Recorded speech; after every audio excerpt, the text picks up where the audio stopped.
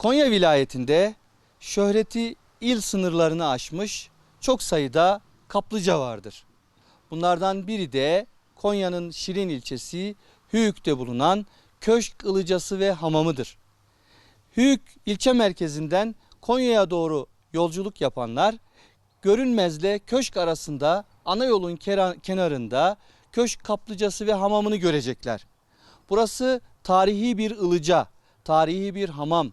Özellikle çok geniş bir alanda yerleşmiş bulunan hamamın Osmanlı döneminde inşa edilmiş kubbeli yapısı da bulunuyor. 1560'lı yıllarda burada bulunan hamamın köşkte bulunan Acem Nasuh Camii'nin vakıfları arasında bulunduğu görülüyor. Ilıca'nın Selçuklu dönemine kadar gittiği, hatta Hazreti Mevlana'nın zaman zaman buraya Ilıca'ya geldiği rivayetleri de halk arasında konuşuluyor. Halk arasında Ilıca ve hamamla ilgili çok sayıda rivayet var.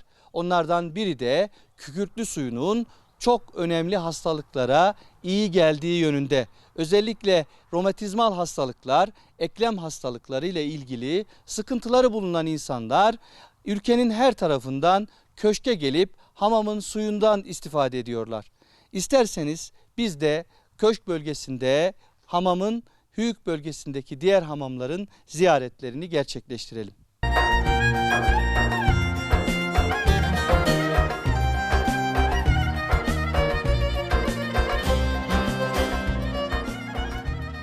Doğal güzellikleriyle, çileğiyle meşhur Hüyük ilçesinin tarihi ve doğal güzelliklerini gezmeye devam ediyoruz.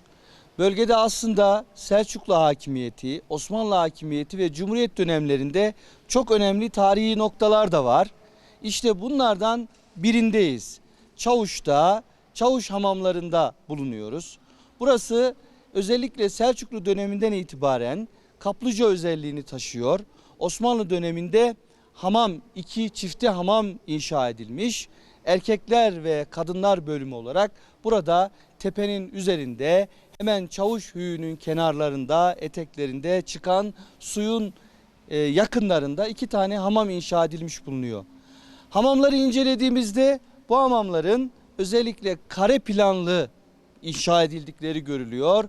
Kesme taşlardan kare planlı ve kubbeli. Özellikle şu anda önünde bulunduğum hamam kubbeli hamam.